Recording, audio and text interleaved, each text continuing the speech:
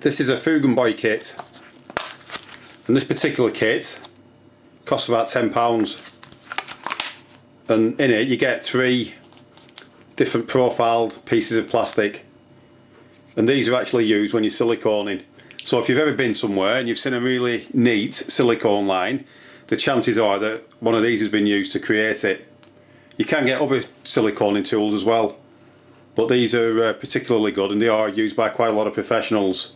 This particular kit has got a piece in which is that shape,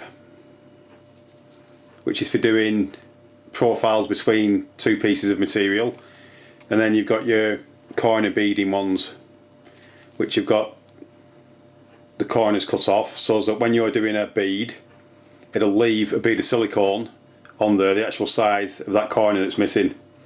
So that's the large one, and that's the smaller one. So what I'm going to do is I'm going to put a bead of white silicone along here to cover this joint between these 2 pieces of wood, and then I'm going to use the Fugenboy and I'm going to pull it down there, and I'm going to get a nice silicone line, hopefully.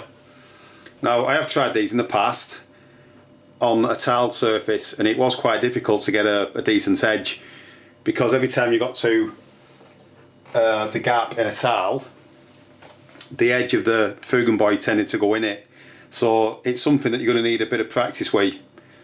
So that's why I'm doing it on a solid gap like that, so there's no actual breaks going up there like you get on a tiled surface. So this should be pretty easy.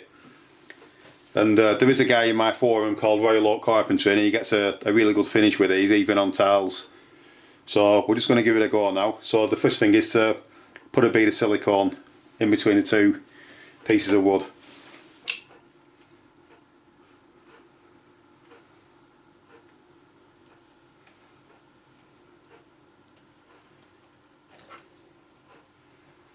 And it doesn't matter with this if you get too much silicone on there, because it will just remove any excess.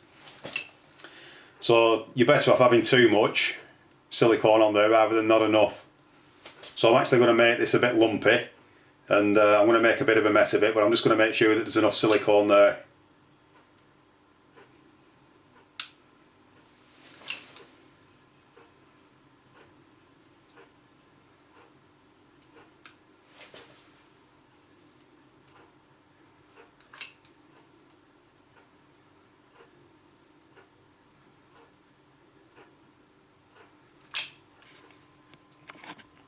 So if we zoom into that, you can see I've made a right mess of it,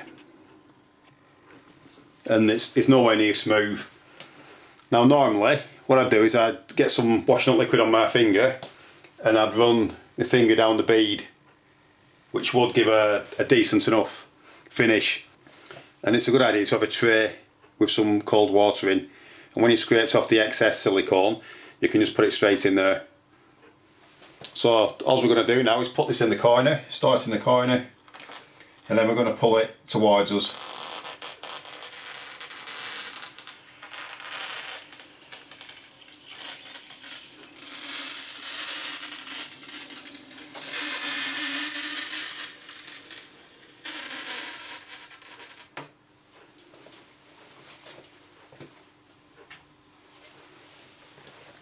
So I've got the excess silicone there, and I'm just going to put that in the tray of water.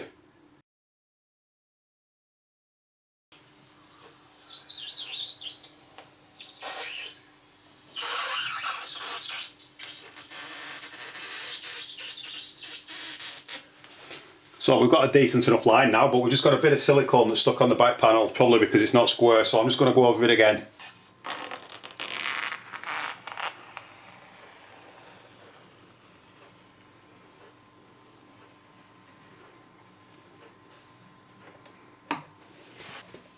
So if you ever see a neat silicone line like that, they've probably used a Fugenboy kit. And if you look at the Fugenboy, it is actually tapered, and you would probably think that you'd use it that way around, but you don't. You actually use it that way around and pull it in that direction, or push it in that direction.